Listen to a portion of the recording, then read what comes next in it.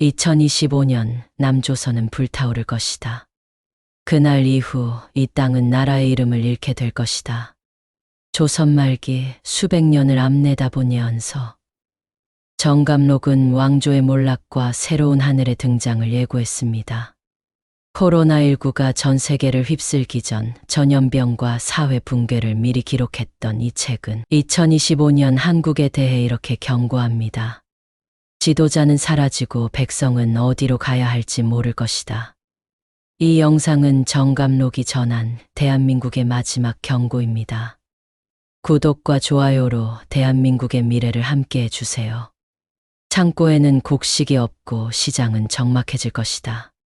백성은 돈이 있어도 먹을 것을 구하지 못할 것이다. 정감록은 국가의 말세에 가장 먼저 무너지는 것이 바로 경제의 근본 즉 식량과 거래의 질서라고 기록합니다. 쌀 한 톨이 금값이 되고 물 한 바가지가 핏값이 된다는 이 문장은 단순한 물가 상승이 아니라 생존 단위의 붕괴를 암시하고 있습니다. 이 예언은 단순한 과장이 아니라 현실로 이어지는 흐름을 정확히 짚고 있습니다. 지금 대한민국에서는 청년들이 일터를 떠나고 자영업자들은 무너지고 부동산과 생필품 물가가 폭등하고 있습니다. 돈이 있어도 미래가 없는 시대. 희망보다 불안이 먼저 떠오르는 시대가 이미 우리 삶에 깊이 스며들었습니다. 정감록은 이 시기를 진짜 붕괴의 시작이라 표현했습니다. 정치보다 앞서 무너지는 것, 그것은 바로 먹고 사는 일입니다. 모든 것이 타들어가기 시작한 것은 바로 하늘에서부터였습니다. 정감록은 하늘에서 불이 내리고 산과 들이 재로 변한다고 예언했습니다. 이것은 단순한 화재나 전쟁을 말하는 것이 아닙니다. 사람이 감당할 수 없는 자연의 분노, 그리고 인간이 만든 무기의 광기까지 포함하는 거대한 재앙의 상징입니다.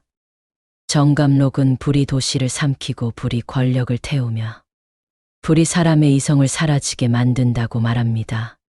최근 몇 년 사이 대한민국은 이상기후와 산불, 에너지 위기와 전력 불안정, 그리고 우발적 무력 충돌의 공포 속에 놓여 있습니다. 어떤 불은 자연에서 오고 어떤 불은 인간 스스로 만들어낸 것입니다. 정감록은 이 모든 불의 시대를 하늘의 심판이라 불렀습니다. 이 불은 단지 물리적인 재난이 아니라 이 시대가 끝나가고 있다는 상징적인 메시지일지도 모릅니다. 하늘은 늘 먼저 경고합니다.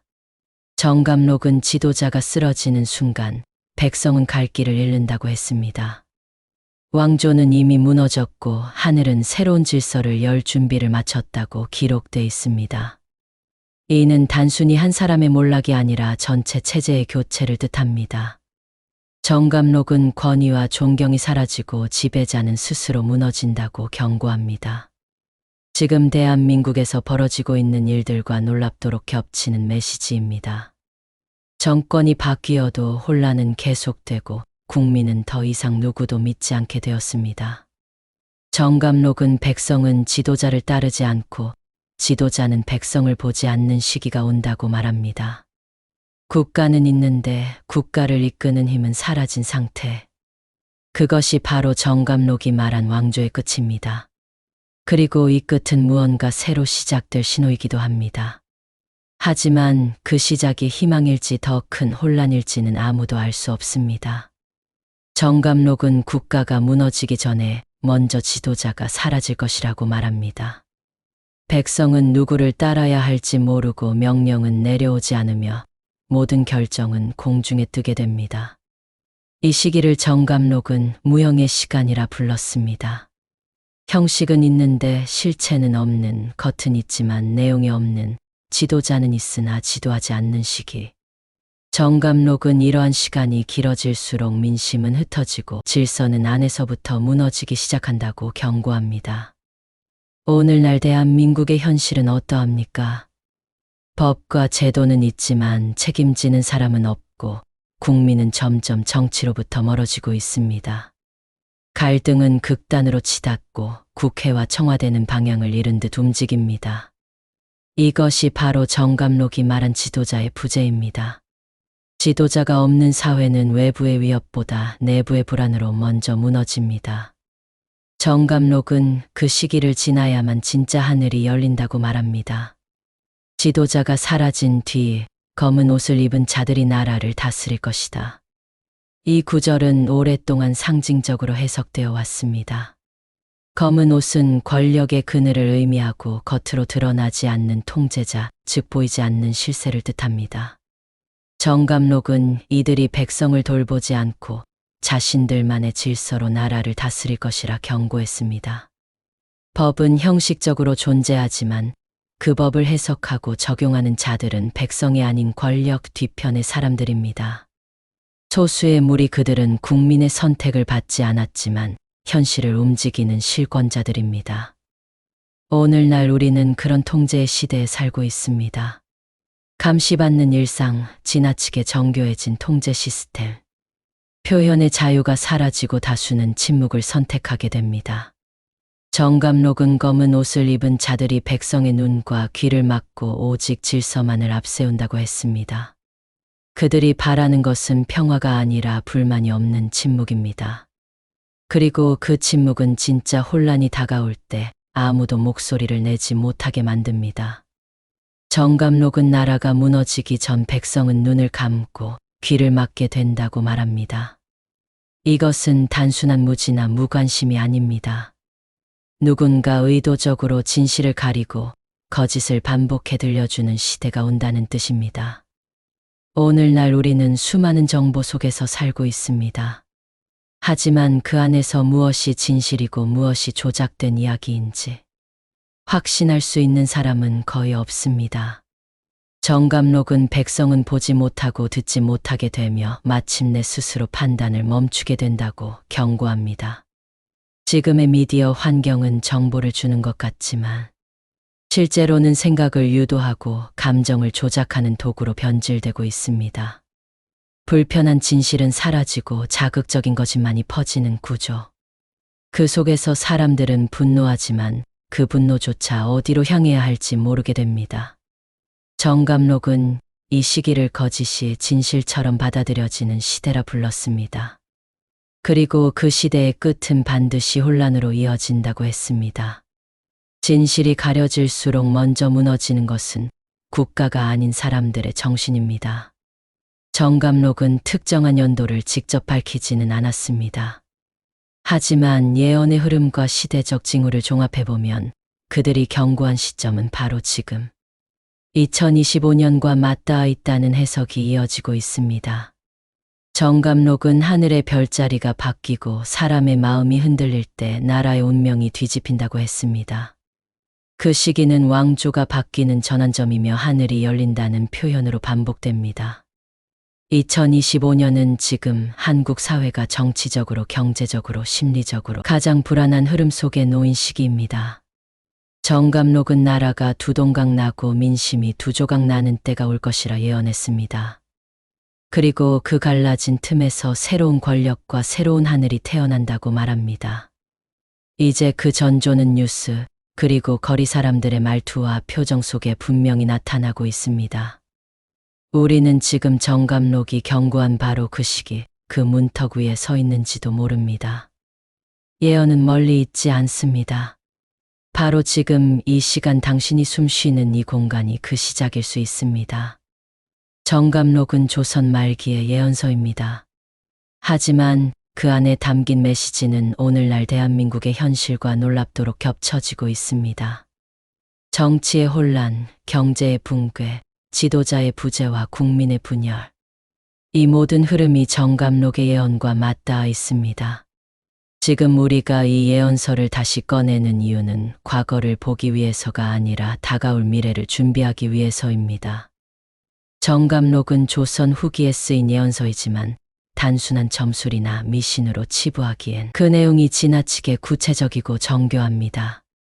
왕조의 교체, 자연재해, 외세의 개입, 백성의 이탈과 지도자의 몰락까지. 정감록이 담고 있는 흐름은 한 시대의 붕괴 과정 전체를 통찰하고 있습니다. 실제로 조선 후기, 밀란과 정변이 일어날 때마다 백성들은 정감록을 펼쳐 그 안에서 희망과 위기를 동시에 찾았습니다. 정감록은 단순한 예언이 아니라 혼란한 시대를 살아가는 사람들에게 길을 묻는 하나의 나침반이었습니다. 그리고 지금 그 나침반이 다시 움직이고 있습니다. 정감록은 반복해서 말합니다. 하늘이 열린다. 이 단순한 자연 현상이 아닙니다. 정감록에서 하늘은 권력과 질서, 정의와 운명을 상징합니다. 그리고 그 하늘이 열린다는 것은 기존 체제가 무너지고 새로운 시대가 도래한다는 것을 의미합니다. 왕조가 끝나고 지도자가 사라지고 민심이 흩어졌을 때 그 빈자리를 채우기 위해 새로운 하늘이 등장한다고 정감록은 말합니다. 그것은 단지 또 다른 지도자의 등장이 아닙니다. 그보다 더 근본적인 질서의 전환입니다. 정감록은 하늘이 열리는 시기에 대해 3가지 징조를 남겼습니다. 첫째, 백성이 다스리는 세상이 열린다. 왕이 백성을 이끌던 시대에서 백성이 왕을 선택하는 시대로 권력의 흐름이 반대로 바뀐다고 했습니다. 둘째, 힘이 아닌 도덕과 정의가 기준이 된다. 전쟁과 억압이 아닌 양심과 공의로 다스리는 자가 새로운 하늘의 주인이 된다고 했습니다. 셋째, 기존의 중심이 사라지고 새로운 중심지가 등장한다. 지리적으로도 정치적으로도 새로운 축이 세워진다고 기록돼 있습니다. 이는 수도의 이동일 수도 있고 정신적 지도력의 전환일 수도 있습니다. 지금 우리는 과연 이 징조들과 무관하다고 말할 수 있을까요? 국가의 근간은 흔들리고 신뢰받는 권력은 사라지고 모두가 새로운 대안을 찾고 있는 지금. 정감록이 말한 하늘이 열린다는 표현은 예언이 아니라 현실을 설명하는 문장처럼 들립니다. 정감록은 하늘이 열린 뒤에도 모든 것이 곧바로 좋아지지 않는다고 말합니다. 혼란은 계속되고 그 혼란 속에서 새로운 질서를 세우려는 이와 기존 권력을 되살리려는 이가 충돌하게 된다고 기록합니다. 진짜 전환은 새로운 인물이 등장하는 것이 아니라 새로운 기준, 새로운 방향, 새로운 가치가 사회를 이끄는 때 이루어집니다. 정감록은 그렇게 말합니다. 새하늘 아래에선 과거의 법은 통하지 않는다. 정감록은 말합니다. 서울은 그 빛을 잃고 새로운 땅이 중심이 될 것이다. 이 문장은 단순한 수도 이전의 예언이 아닙니다. 지리적 변화와 함께 정치적 에너지, 사회적 중심축이 완전히 이동한다는 거대한 전환의 예고입니다. 정감록은 서울이라는 이름을 직접 언급하지 않았지만 중심에 있던 성이 무너지고 새 땅의 기운이 쏠린다는 표현을 반복합니다. 역사적으로 보면 왕조가 바뀔 때마다 수도는 자연스럽게 바뀌어 왔습니다. 고려에서 조선으로, 개경에서 한양으로. 수도 이전은 단순한 행정 절차가 아니라 권력의 중심이 바뀌는 질서 전환의 상징이었습니다. 정감록은 그 시점에서 기존의 중심지는 기능을 잃고 백성들이 떠나기 시작한다고 예언합니다. 그리고 그 빈자리를 채우는 곳은 지금까지 주목받지 못했던 숨겨진 땅이라 말합니다. 이 새로운 땅은 지리적으로 더 안전하거나 기후와 자원이 안정된 지역일 수 있고, 정치적으로는 새로운 가치와 비전을 품은 사람 중심의 공간을 의미할 수도 있습니다. 지금 대한민국은 지방 소멸과 수도권 집중이라는 극단적인 불균형 속에 놓여 있습니다. 서울은 여전히 중심이지만 그 안에 사는 사람들은 점점 더 큰 불안과 피로를 호소하고 있습니다. 물가는 감당할 수 없고 집은 살 수 없으며 공기는 나빠지고 기회는 줄어들고 있습니다. 정감록이 말한 중심이 무너진다는 말이 현실이 되어가고 있는 것입니다. 그렇다면 정감록이 말한 새로운 땅은 어디일까요? 그것은 특정한 지역 이름이 아니라 새로운 시대 정신이 자리를 잡을 수 있는 정신적 공간일 수도 있습니다. 갈등보다 협력을, 권위보다 공정을, 지배보다 책임을 중심에 두는 그런 도시, 그런 지역, 그런 공동체. 정감록은 그곳에서 새로운 질서가 시작된다고 말합니다. 기존의 기득권과 권력이 모두 모여있던 서울은 서서히 제 기능을 잃고 사람들이 떠나고 기운이 옮겨가는 과정 속에서 새로운 대한민국의 형태가 조용히 떠오르게 될 것입니다. 서울은 단순한 도시가 아닙니다. 서울은 대한민국이라는 국가의 얼굴이며 모든 권력과 자본 정보와 언론이 집중된 중심입니다. 그러나 정감록은 이 중심이 침묵할 날이 올 것이라 경고합니다. 정감록은 성은 있으나 소리가 없고 사람은 있으나 움직이지 않는다고 말합니다. 이 문장은 단지 도시의 정지 상태가 아닌 권력의 정지를 의미합니다. 서울이라는 공간은 존재하지만 그 안의 기능은 작동하지 않게 됩니다. 정감록은 수도가 침묵하는 시기에 백성은 어디로 가야 할지 모르고 명령은 위에서 내려오지 않으며 판단은 백성 개개인에게 맡겨진다고 말합니다. 이는 곧 무정부 상태와 다르지 않은 상황입니다. 실제로 지금 서울은 중심 역할을 계속하고 있지만 그 신뢰도는 점점 낮아지고 있습니다. 국민은 청와대를 믿지 않고 국회는 서로 싸우기만 하며 언론은 사실보다 의견을 쏟아냅니다. 혼란은 외부가 아닌 내부에서부터 조용히 시작되고 있는 것입니다. 정감록은 그 시기를 지시 없는 시대라 말합니다. 지도자는 있지만 말하지 않고 국가는 있지만 결정하지 않는 시대. 모든 것이 멈춘 듯 보이지만 실제로는 무너지고 있는 시기입니다.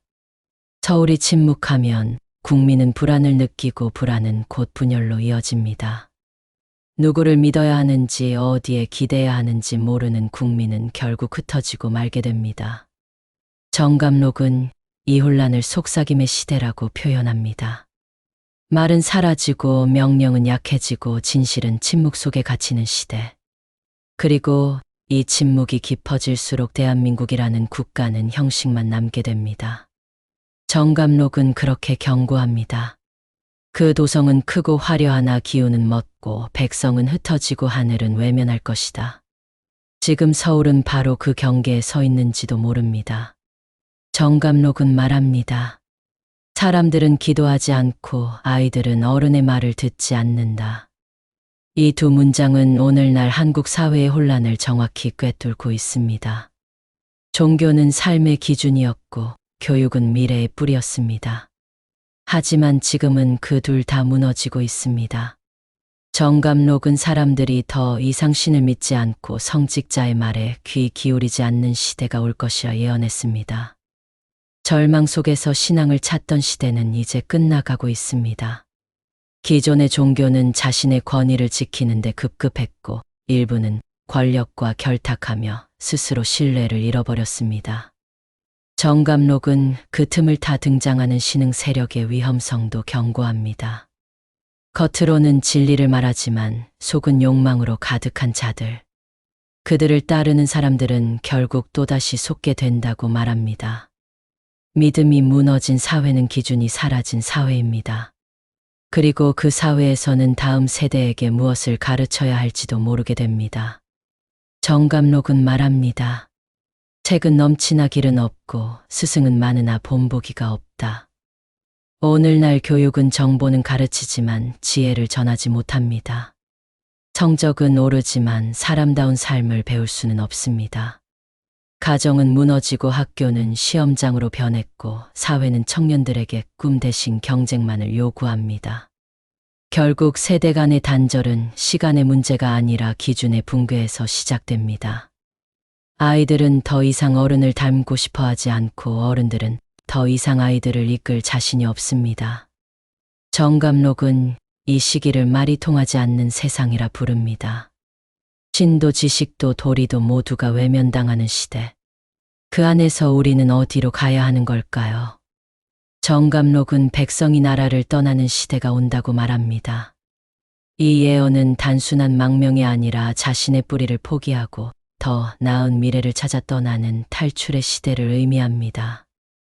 오늘날 한국 사회에서 이민을 고민하는 사람들은 더 이상 극소수가 아닙니다. 특히 젊은 세대는 이 나라에 희망이 없다고 느낍니다. 고된 노동, 불안정한 일자리, 치솟는 집값, 사라진 공동체. 이 모든 것이 청년들을 조용히 밀어내고 있습니다. 정감록은 젊은 기운은 사라지고 노인의 말만 남는다고 표현했습니다. 이는 생물학적 고령화가 아니라 새로운 기운이 떠나는 사회적 침체를 말합니다. 그 결과 나라의 중심은 무거워지고 변화는 멈추게 됩니다. 정감록은 젊은이가 떠나는 시대의 특징으로 공통의 꿈이 사라진 사회를 꼽습니다. 사람들이 같은 목표를 향하지 않고 서로 다른 방향을 바라보는 상태. 이것은 곧 분열로 이어집니다. 정감록은 백성의 말이 셋으로 나뉘고 그 마음은 일치하지 않는다고 경고합니다. 지금 우리는 진보와 보수 도시와 지방 기성세대와 청년세대, 남성과 여성 사이의 깊은 갈등 속에 살고 있습니다.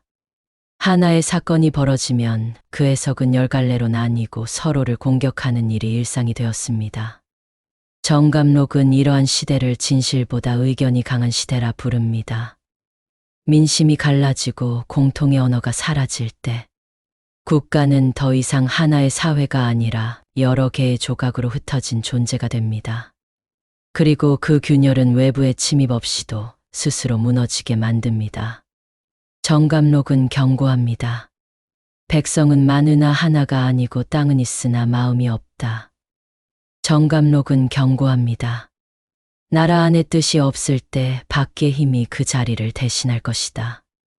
이 구절은 내부가 흔들릴수록 외부는 더욱 깊숙이 개입하게 된다는 냉정한 현실을 예고합니다. 조선 말기 왕조가 무너지고 민심이 갈라졌을 때 청나라, 러시아, 일본, 서구 열강은 서로 이 땅을 놓고 충돌했습니다. 그리고 오늘날 대한민국 역시 또다시 그 지정학적 전쟁터 한가운데에 서 있습니다. 북핵 위기, 미중 패권 충돌, 러시아와 일본의 군사 재무장.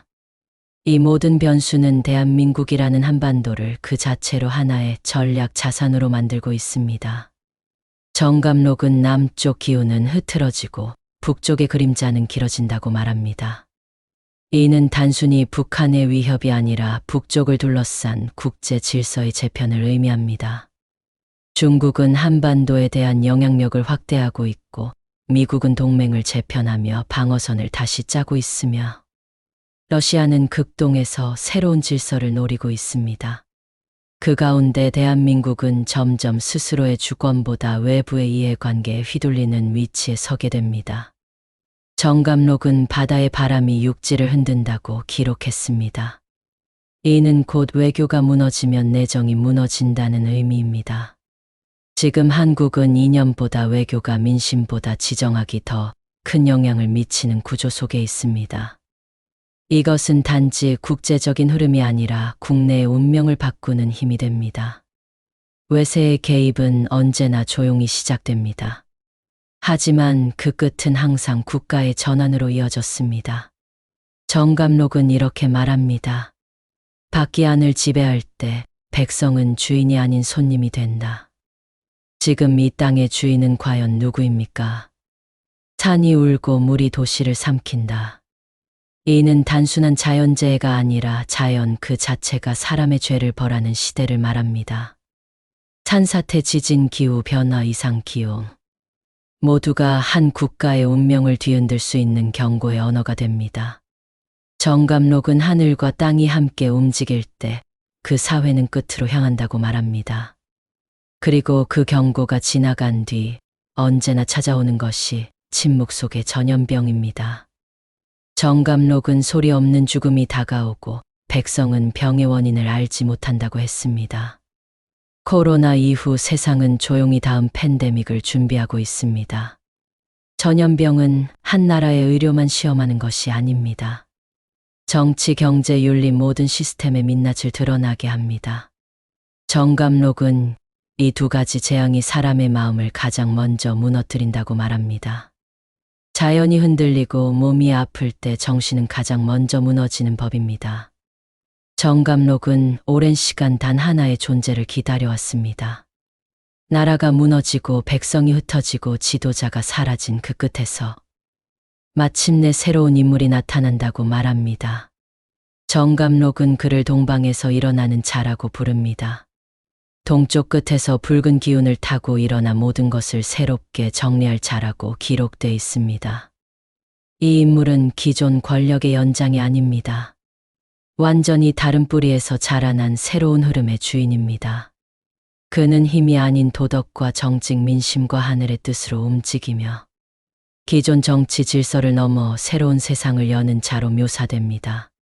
정감록은 그가 처음엔 주목받지 않지만 혼란이 깊어질수록 사람들의 마음을 얻기 시작한다고 말합니다. 그리고 또 하나의 인물은 북에서 내려온다고 예언되어 있습니다. 정감록은 북녘 땅 어딘가에서 한 인물이 나무로 내려와 백성을 깨운다고 기록합니다. 이 구절은 오랫동안 북한 정권과의 연관성으로 해석되기도 했고, 또 어떤 이들은 단순히 지리적 위치를 의미한다고 보았습니다. 하지만 본질은 그 인물이 등장하는 위치보다 기운에 있다고 정감록은 말합니다. 그는 권력이 아니라 진실을 등에 업고 내려온다. 정감록은 동방의 인물과 북방의 인물이 때로는 하나의 흐름이 되기도 하고 또는 서로 경쟁하기도 한다고 암시합니다. 이 인물들은 단순히 정치인이 아닙니다. 한 사회가 극단으로 치달을 때 그 균형을 다시 잡기 위해 등장하는 시대의 기류이자 민심의 상징입니다. 정감록은 경고합니다. 누가 진짜인지 누가 거짓인지 백성이 분별하지 못하면 그 또한 또 다른 재앙이 된다. 새로운 리더의 등장은 희망이 될 수도 있지만 또 다른 혼란의 시작이 될 수도 있습니다. 결국 정감록은 한 인물의 등장이 아닌 백성의 눈이 깨어나는 시점을 진짜 전환의 시작이라 말합니다. 백성이 군주를 세우는 시대가 온다. 이는 단순히 선거나 투표를 말하는 것이 아닙니다. 정감록은 기존의 권력이 무너진 뒤 백성이 스스로 새로운 지도자를 선택한다고 예언했습니다. 그 선택은 혈통이나 계급이 아닌 진정성과 도덕성을 기준으로 이루어진다고 했습니다. 말이 아니라 삶으로, 힘이 아니라 마음으로 다스리는 자. 정감록이 말하는 새로운 군주는 백성이 직접 길러낸 시대의 산물입니다. 이것은 현재의 민주주의가 아니라 책임과 의식에 기반한 깨어난 민심의 시대를 의미합니다. 그러나 이 전환이 오기까지는 매우 깊은 혼란과 고통의 시간이 따른다고 했습니다. 정감록은 그 시기를 견디기 위한 방법도 남겼습니다. 바로 산으로 들어가라는 경고입니다. 이 구절은 물리적으로 산속에 숨으라는 의미도 있지만 더 본질적으로는 세상의 질서가 무너질 때 스스로를 지킬 공간으로 이동하라는 생존 예언입니다. 정감록은 말합니다. 도시에는 거짓이 넘치고 골짜기에는 기운이 숨는다. 즉 혼란이 도시에 집중될 것이며 그로부터 떨어진 곳에 새로운 질서의 씨앗이 숨겨질 것이라는 뜻입니다. 그리고 이 시기는 단순히 사회 현상만으로는 파악할 수 없고 하늘의 징조가 반드시 동반된다고 합니다. 별이 움직이고 하늘이 어두워지며 땅이 떨릴 때 정감록은 그 모든 것을 하늘의 경고라 불렀습니다. 일식 지진, 별자리의 변화.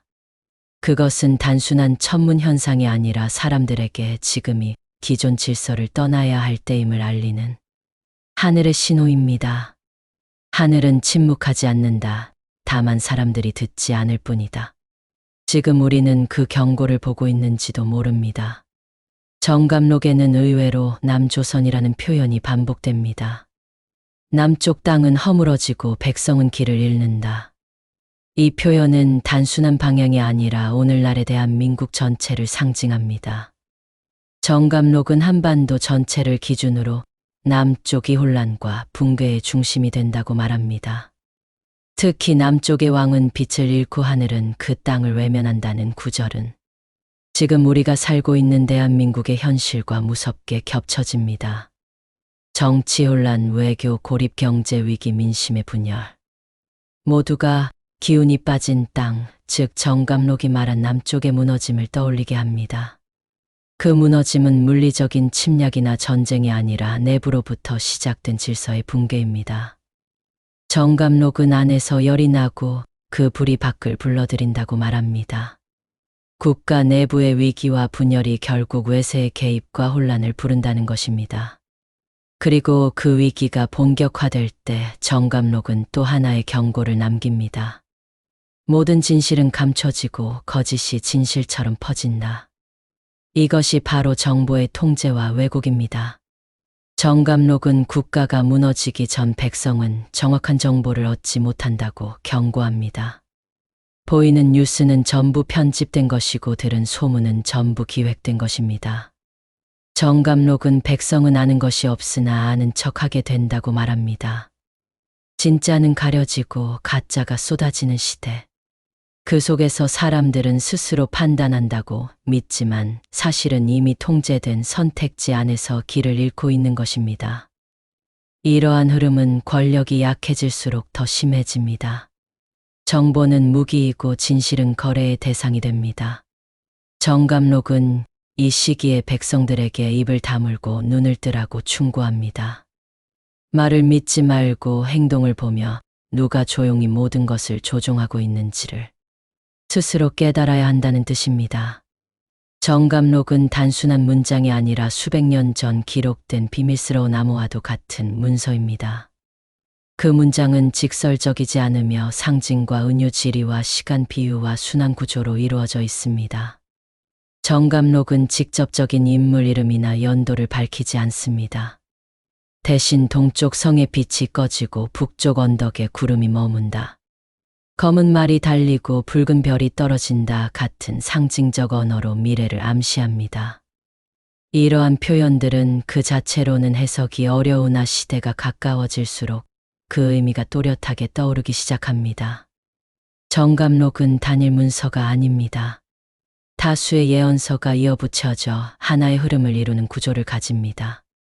그 안에는 실제 인물이 남긴 기록 구전된 민중예언, 사대부가 숨겨온 예지의 조각들이 겹겹이 쌓여 있습니다. 그래서 정감록은 하나의 철학서이자 예언서이자 민심 기록서이기도 합니다. 그렇다면 그 안의 예언은 정말 현실이 되었을까요? 정감록은 말합니다. 왕의 자리는 3번 바뀌고 그 사이에 백성은 희망을 잃는다. 실제로 최근 몇 년간 한국 사회는 급격한 정치 교체와 갈등을 겪고 있습니다. 또 다른 구절 성문은 열렸지만 들어올 자가 없다. 이는 국가의 외교 고립이나 리더십의 공백 상황으로 해석됩니다. 정감록은 또한 사람들이 지식을 쌓을수록 세상은 더 혼란스러워진다라고 말합니다. 오늘날 우리는 정보와 기술은 넘쳐나지만 사회는 더 혼란스럽고 사람들은 더 불안합니다. 기후와 질병, 경제의 흔들림, 세대의 단절, 외교의 고립. 모두가 정감록의 핵심 예언들과 하나씩 연결되어 있는 것입니다. 정감록은 미래를 예측한 것이 아니라 어쩌면 반복되는 운명의 구조를 그대로 기록해 놓은 것일지도 모릅니다. 정감록은 300년도 더 된 예언서입니다. 그러나 이상하게도 그 안에 담긴 문장들은 지금 이 순간 우리가 살고 있는 대한민국의 현실과 겹쳐지고 있습니다. 정감록은 말합니다. 왕이 있으나 명령이 없고 백성은 있으나 믿음이 없다. 이 문장은 지금의 정치 불신, 지도력의 공백, 사회적 불안과 정확히 맞닿아 있습니다. 또한 도성은 크고 화려하나 그 속은 비어있고 기후는 산으로 간다는 문장도 서울의 과밀과 피로, 지방의 공동화, 그리고 새로운 대한 도시의 논의와 연결됩니다. 정감록은 하나의 문서가 아니라 시대를 관통하는 운명의 반복 구조를 암호처럼 기록해 놓은 것일지도 모릅니다. 놀라운 점은 이런 구조가 한국에만 있는 것이 아니라는 점입니다. 세계 곳곳에는 비슷한 시기에 쓰인 비슷한 예언들이 존재합니다.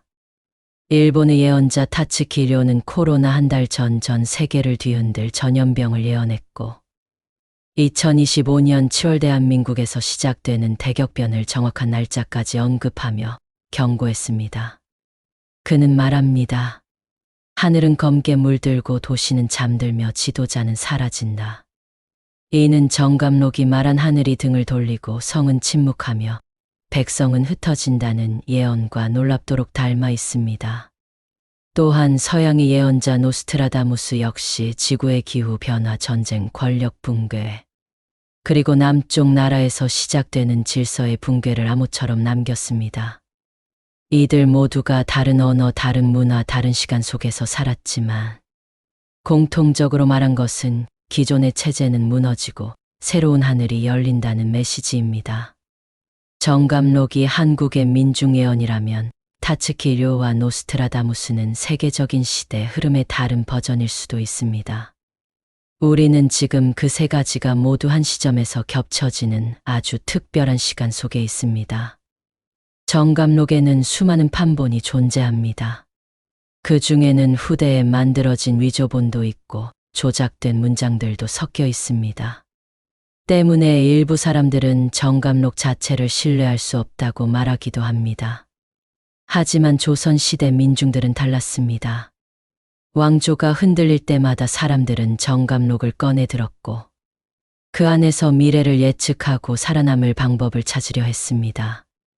실제로 이괄의 난이나 병자호란처럼 국가의 중심이 흔들릴 때마다 정감록의 예언은 비밀리에 돌려 읽히며 민심을 움직이는 도구가 되었습니다. 심지어 조선 왕실 내부에서도 정감록을 참고했다는 기록도 남아 있습니다. 정감록이 단지 한 권의 예언서가 아니라 시대의 나침반처럼 받아들여졌던 이유는 그 안에 담긴 경고가 단순히 허무맹랑하지 않았기 때문입니다. 그 경고는 지금 이 시대에도 같은 방식으로 되살아나고 있습니다. 정감록은 예언의 끝에 이르러 단 한 줄의 경고를 남깁니다. 선택은 사라지고 길은 하나뿐이다. 이 문장은 운명이 정해졌다는 뜻이 아닙니다. 오히려 사람들이 선택하지 않기 때문에 결과가 정해진다는 뜻입니다. 정감록은 말합니다. 경고는 반복되지만 귀를 닫은 자에겐 들리지 않는다. 지금까지의 모든 흐름은 우리에게 충분히 신호를 주고 있습니다. 정치의 혼란, 경제의 무너짐, 지도자의 부재, 분열된 민심, 흔들리는 국군. 이 모든 현상은 정감록이 말한 붕괴의 조건과 하나하나 일치합니다. 그리고 우리는 그 조건 속에 살고 있습니다. 이제 남은 건 누가 깨어있는가, 누가 판단을 내리는가입니다. 정감록은 말합니다. 하늘은 움직였고 이제 사람의 시간이 왔다. 당신은 지금 이 예언을 한낱 이야기로 넘길 수도 있고 다가오는 현실로 받아들일 수도 있습니다. 그 누구도 강요하지 않습니다. 그러나 하나는 분명합니다. 이 예언은 바로 지금 이 순간 우리 앞에서 펼쳐지고 있습니다. 대한민국은 지금 그 경계에 서 있습니다. 우리는 예언을 지나 결정의 시간으로 들어서고 있습니다. 이제는 묻습니다. 당신은 어떤 결정을 내리시겠습니까?